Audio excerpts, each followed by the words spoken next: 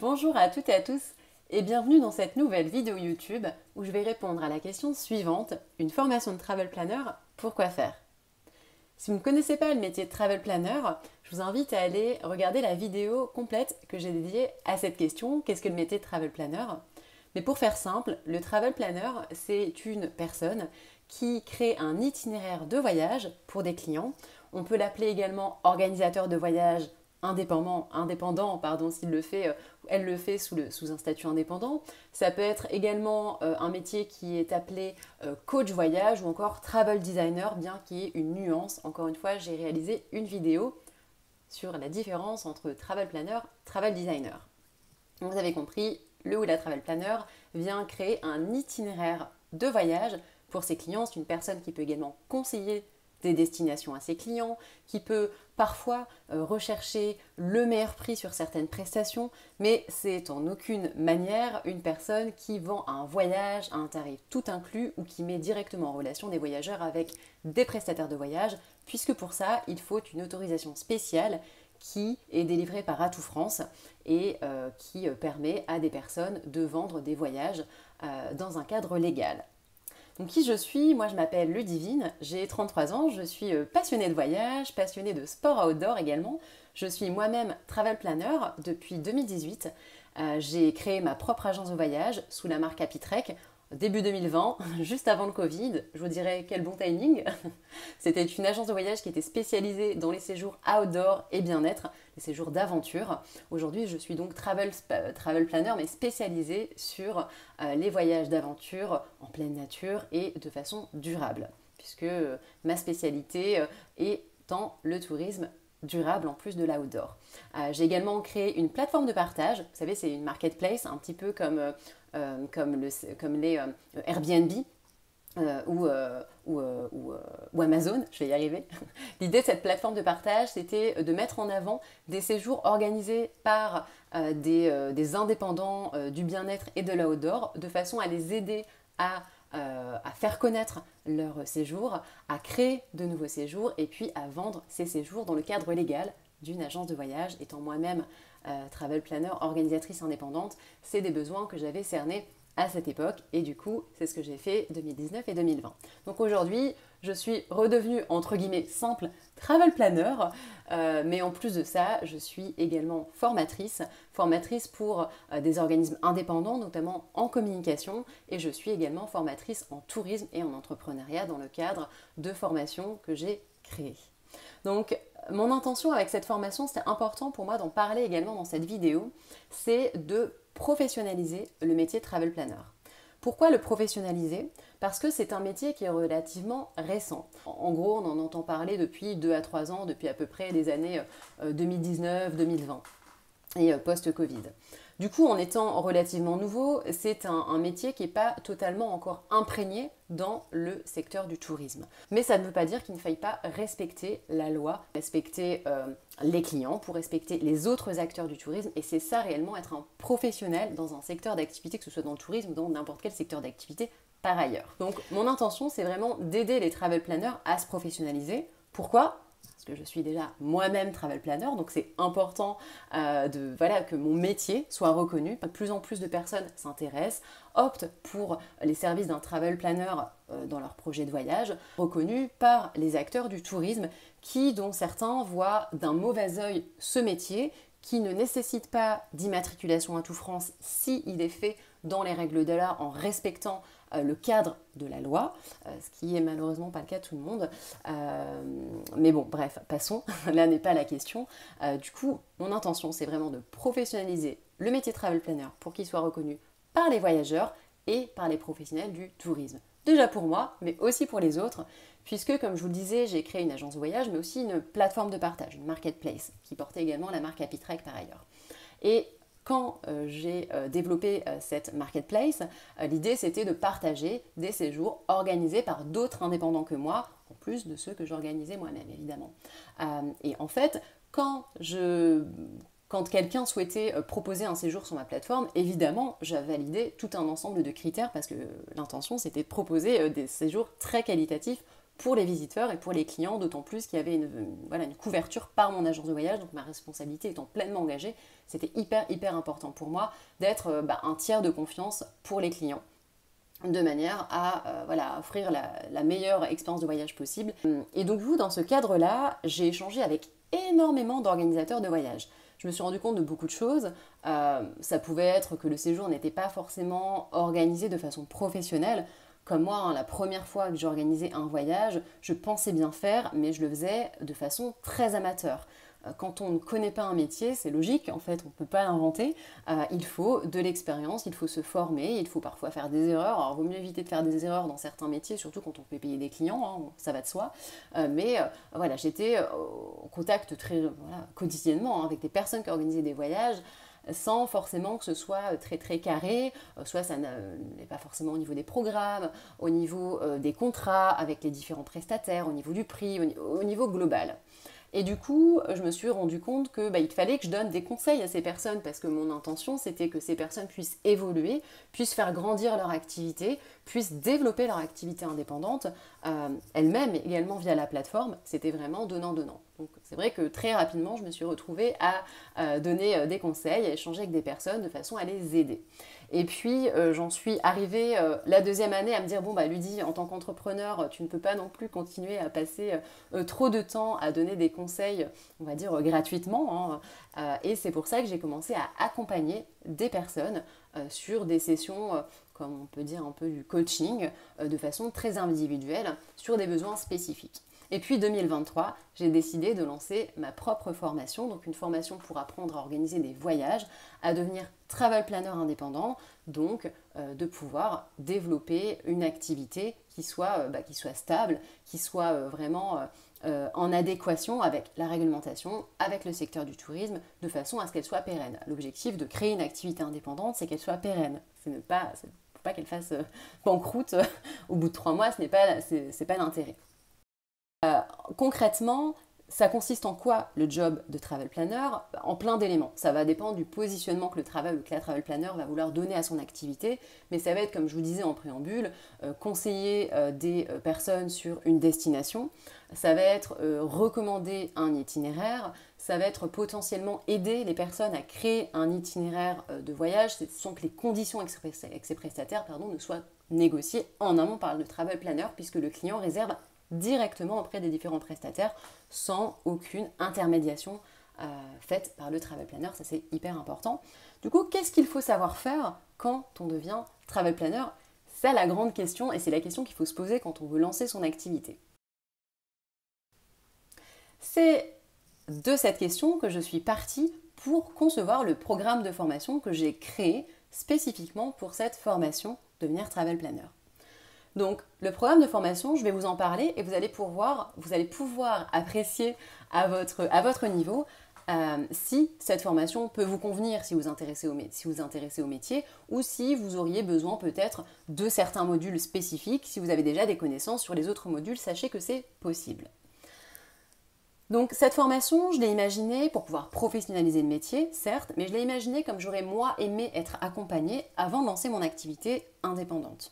Je l'ai également conçu comme on conçoit un business plan. Donc un business plan, qu'est-ce que c'est rapidement? C'est un document qui permet à un entrepreneur de détailler son projet d'entreprise, son concept et ce qu'il ou ce qu'elle va mettre en place de façon à le créer, à le développer, à le pérenniser.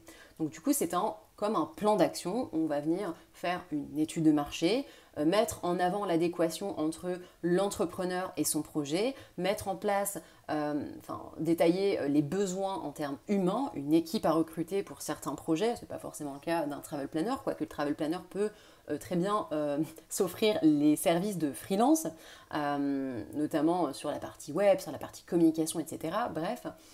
On va venir détailler également les actions de communication qu'on va mettre en place, comment on va trouver des clients, comment on va communiquer avec eux, quelle va être la relation commerciale, quelles vont être nos offres, et on va également avoir une approche sur les prévisionnels financiers de façon à valider que le projet d'entreprise soit un projet viable pour l'entreprise et pour l'entrepreneur.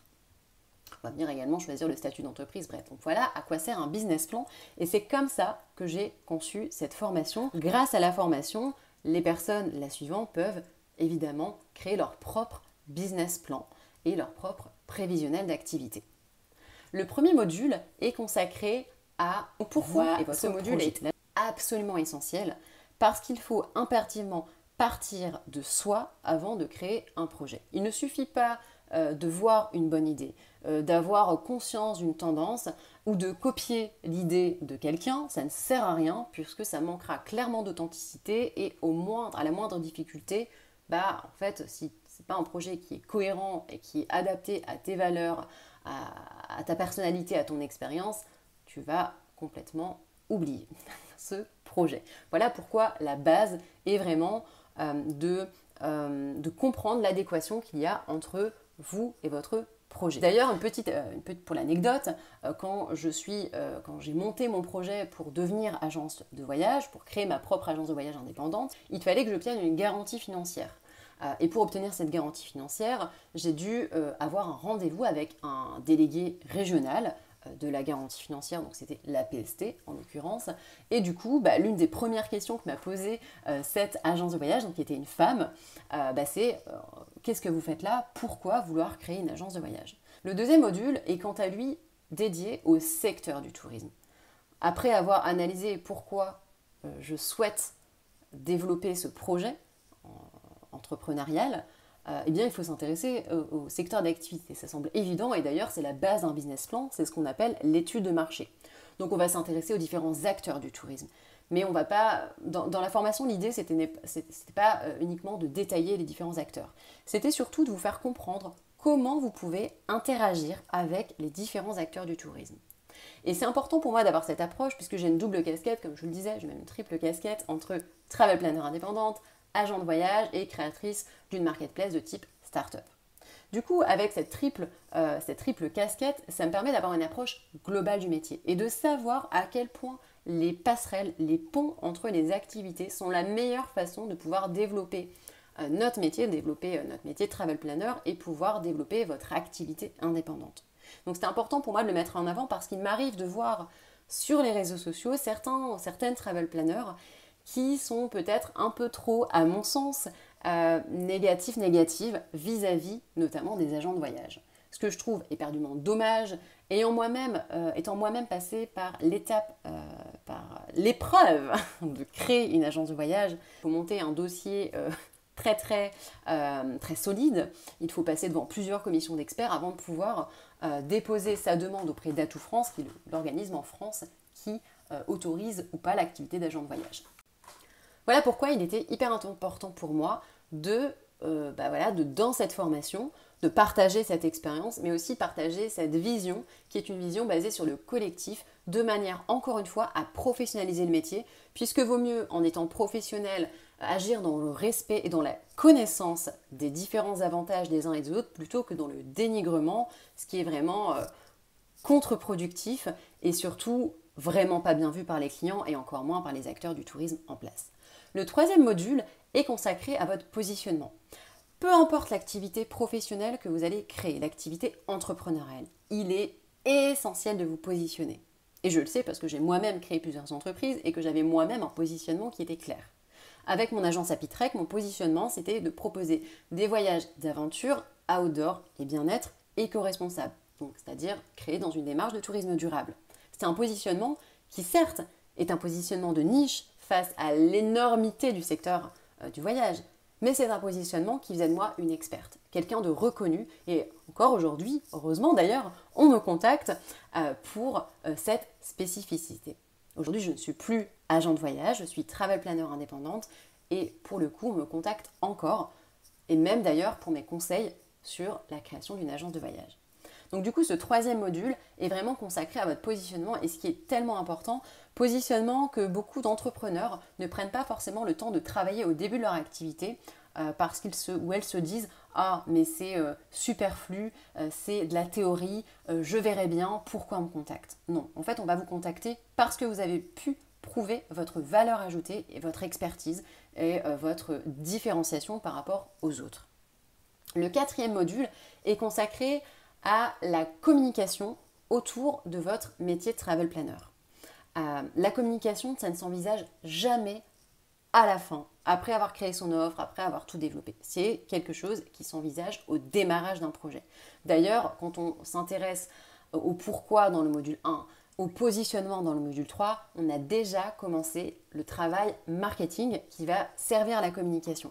Donc dans ce module 4, on va travailler sur les bases de la communication, qu'est-ce qu'on peut mettre en place comme action de communication, qu'est-ce qu'on doit mettre absolument en place avant de lancer son activité, comment on va trouver ses premiers clients, comment on va les contacter, etc. Chose que je ne vous ai pas dit, dans les spécificités de cette formation, c'est d'avoir une spécialité en tourisme durable. C'est la seule formation de travel planner qui propose une spécialité en tourisme durable.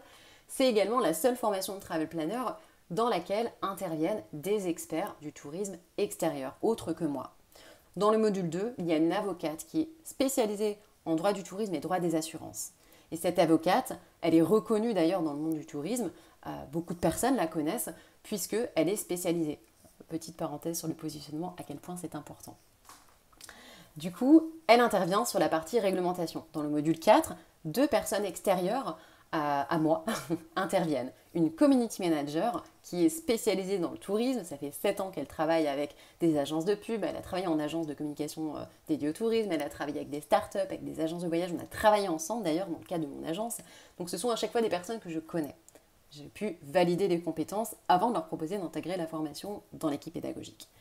Donc dans ce 4e module, on va également avoir un module, un sous-module, on va dire, sur la création de contenu, notamment la création de photos. Et pour ça, je fais intervenir une photographe professionnelle qui pour le coup est également formatrice. On a vraiment une pédagogie qui est tout au long de la formation de façon à vous apporter le meilleur pour développer vraiment sereinement votre activité avec une vraie méthode, une méthode de pro et des outils qui sont efficaces pour vous transmettre le meilleur afin que vous puissiez en fait être un travel planner vraiment professionnel. Le 5e module, on s'attaque enfin à la création de voyages. On s'attaque à la création de voyages sur mesure, puisque c'est le propre du métier de travel planner. Quand je parle de création de voyage, rappelez-vous, je parle de création d'itinéraires de voyage. Donc dans ce module 5, on va se poser la question, ok, de quoi ai-je besoin pour créer un itinéraire sur mesure? C'est quoi un voyage sur mesure? Comment je vais pouvoir mettre en avant cette activité? Quels vont être les avantages vis-à-vis d'autres types de voyages? On va vraiment voir comment on va structurer également l'organisation d'une étape de création d'un séjour. Dans le 6e module, on va venir ici détailler encore plus l'offre de voyage. Donc on va notamment, je vais vous expliquer comment vous allez chercher, trouver des partenaires, des prestataires. Qu'est-ce que vous pouvez ou ce que vous ne pouvez pas faire avec eux, comment développer une relation de confiance, quels sont les documents éventuellement contractuels à mettre en place, est-ce que vous pouvez ou pas être rémunéré par ces prestataires, est-ce qu'on peut faire notamment ce qu'on appelle de l'affiliation. On va voir ça pour la partie hébergement et pour la partie prestataire. Bon, je ne vous dis pas tout, mais je vous embarque avec moi à la visite de prestataires, que ce soit, voilà, je ne vous en dis pas plus, mais en tout cas, l'idée de cette formation, c'est qu'elle soit aussi pratique, on va dire interactive, quand bien même c'est une formation digitale. Dans le 7e module de la formation, on va s'attaquer à une thématique qui n'est pas forcément appréciée de tout le monde. J'appelle la vente et la relation client. Pour le coup, c'est hyper important parce qu'en tant qu'indépendant, vous allez devoir trouver vos propres clients. Vous allez pouvoir également, vous allez devoir peut-être négocier, présenter vos offres, trouver des arguments, répondre à certaines objections. Donc dans ce module, on va parler de cycle de vente, on va parler de mise en confiance, on va parler de relation client, comment vous allez pouvoir établir une bonne relation, une relation saine avec vos clients. Et pour le coup, avant de faire ma reconversion, de me lancer dans le tourisme, j'ai passé plus de 10 ans à des postes en développement commercial, également en communication. J'ai même encadré des équipes de commerce au terrain.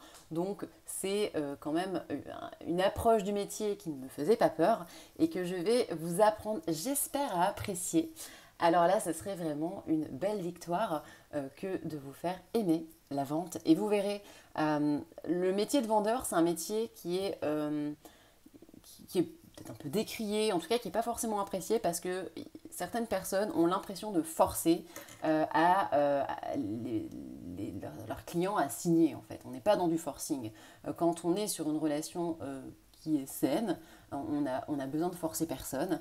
On n'est pas, on n'est pas en train de vendre sa grand-mère. Au contraire, surtout dans une activité de travel planner où en fait vous allez pouvoir promouvoir votre propre savoir-faire, c'est hyper comment dire, valorisant de pouvoir le mettre en avant. Et c'est ce que je vais vous apprendre à faire dans ce module avec du partage de techniques, de mes techniques commerciales et voilà, comment vous allez pouvoir apprécier la vente et la relation client. Le 8e module, quant à lui, s'intéresse au fait on va dire, c'est de la communication, mais plus de la communication dans le fait de booster son activité une fois qu'elle est lancée. Qu'est-ce qu'on va pouvoir mettre en place comme petits trucs, comme outils, comme astuces pour venir faire décoller son activité? On n'est pas sur la partie communication préalable. Évidemment, la communication, elle se fait tout le temps, tout au long de l'activité entrepreneuriale. Mais là, on est vraiment sur des astuces que j'ai moi-même pu tester, que je vais vous partager pour pouvoir faire décoller votre activité. Le 9e module, c'est un module important puisque c'est un module qui est dédié au tourisme durable. Donc tourisme durable sur lequel moi je suis spécialisée depuis déjà quelques années et je vais vous partager mes outils pour pouvoir proposer des offres en tourisme durable. Attention, ce n'est pas parce que ma formation est spécialisée en tourisme durable sur cette partie-là que vous ne pouvez pas proposer une offre qui soit peut-être un peu moins durable. Il y a différentes échelles de durabilité, si je puis dire, en tout cas d'impact carbone d'un itinéraire de voyage. Et c'est tout cela qu'on va pouvoir traiter dans ces modules. Tout au long de la formation, vous avez des exercices à faire. Dans chaque module, vous avez un carnet de travail à compléter. Attention, je ne suis pas derrière à l'écran de chacune, je ne suis pas votre maman. Je suis là pour vous transmettre le meilleur de mon expérience, venir rassembler le meilleur de l'expérience d'autres experts que moi, experts dans le tourisme. L'idée, c'est de venir vous proposer, vous transmettre, donner une méthode pas à pas pour lancer votre activité. Par contre, c'est à vous de prendre, on va dire, prendre la mesure, l'impact, l'investissement nécessaire pour vous investir à fond dans cette formation qui vous donnera vraiment toutes les clés pour lancer sereinement votre activité de façon vraiment très professionnelle. Il y a également un autre module dont je n'ai pas forcément parlé, c'est un module bonus dans lequel on va parler de lancement d'une activité, on va parler d'organisation, on va parler d'entrepreneuriat, de trouver les bons outils, de découvrir des outils de façon à vous organiser dans votre activité de travel planner. Autre élément important dans cette formation, vous pouvez ajouter des modules supplémentaires en option. Dans ces modules supplémentaires, il y a notamment un module en travel design. Le travel design, c'est ce qui vous permet, on va dire une extension du métier de travel planner, c'est ce qui consiste à créer un voyage de A à Z. Donc pour le coup, il faut travailler en collaboration avec des agences de voyage immatriculées ou avec des tours opérateurs ou créer sa propre agence de voyage. Ce n'est pas forcément le cas de tout le monde, mais en tout cas, c'est un module qui est possible de rajouter dans cette formation. D'ailleurs, c'est la seule formation qui propose un module en tourisme durable et optionnellement un module en travel design, métier que j'exerce moi-même également dans le cadre depuis le lancement de mon agence de voyage. Au-delà de ça, vous avez la possibilité, et c'est aussi un gros avantage de cette formation, de créer une offre signature. Une offre signature qui vous permet d'être reconnu, qui vous permet d'avoir déjà quelque chose à montrer à vos clients, à vos futurs clients, à vos prospects. Et ça vous permet également, en créant cette offre signature, de la proposer à notre équipe pédagogique qui vous donnera une appréciation. Moi, j'aime pas les notes. À l'école, j'ai détesté ça. Du coup, vous aurez une appréciation sur votre travail de façon à pouvoir avoir des avis de professionnels sur cela. Cette formation n'est ni diplômante, ni certifiante. Par contre, vous avez à la fin, si vous avez suivi tous les modules, si vous avez répondu à tous les quiz et si vous avez pu rendre cette offre signature et qu'elle a été appréciée, vous pourrez recevoir votre propre attestation de formation. Tout au long de la formation, vous pouvez poser vos questions et même après la formation. J'ai mis en place un groupe d'entraide comme un espèce de coworking digital Ça se passe dans un groupe Facebook. Vous pouvez y poser vos questions. Toutes les semaines, vous recevez un email pour pouvoir poser vos questions à laquelle je réponds, soit de manière individuelle si c'est vraiment une question très personnelle, soit de façon collective afin que votre question puisse bénéficier au groupe entier. Chose importante que je ne vous ai pas dite, j'ai également choisi d'intégrer un suivi personnalisé dans cette formation. Et ça prend la forme d'une séance individuelle avec moi, une séance qui dure 1 heure, vous pouvez la couper en 2 fois. Vous avez aussi possibilité d'ajouter des séances de coaching supplémentaires si vous le souhaitez. Mais cette séance de coaching permet, pas forcément de poser vos questions sur la formation, parce que ça, comme je vous le disais, vous pouvez le faire à un autre moment, dans un autre cadre, mais ça permet vraiment d'avoir un suivi qualitatif sur votre projet, d'avoir un regard extérieur et d'avoir peut-être un coup de boost sur des questions, sur des interrogations, sur un projet que vous souhaitez développer dans le cadre de votre activité de Travel Planner. Il y a également d'autres surprises par rapport à cette formation.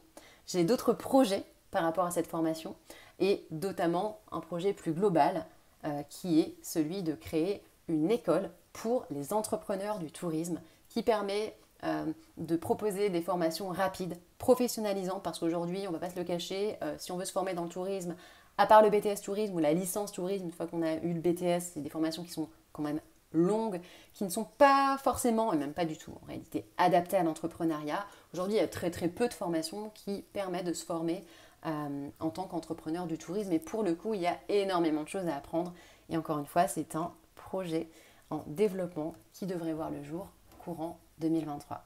Si vous avez des questions sur cette formation, n'hésitez pas à mettre un commentaire. Ça me fait plaisir de lire vos commentaires. Vous pouvez également m'envoyer un email. Pour cela, allez sur le site happytrek.fr, vous pouvez découvrir la formation. Utilisez l'onglet Contact pour me contacter. Vous pouvez également me retrouver sur Instagram, sur Devenir Travel Planner, tout collé. Vous pouvez également suivre mon compte de Travel Planner qui est sous la marque Happytrek, H-A-P-Y-T-R-E-K. J'espère que cette formation vous plaira, que cette vidéo vous a plu. Si jamais vous avez la moindre question, encore une fois, n'hésitez pas. N'oubliez pas de vous abonner à la chaîne Happytrek et cliquez sur la petite... qu'est-ce que c'est que ça? Ah oui, c'est une petite cloche pour découvrir les nouvelles vidéos, puisque en plus de ce genre de vidéos, je propose également des interviews avec des invités experts et aussi du tourisme. Je vous souhaite une bonne fin de journée, une belle soirée et je vous dis à très vite.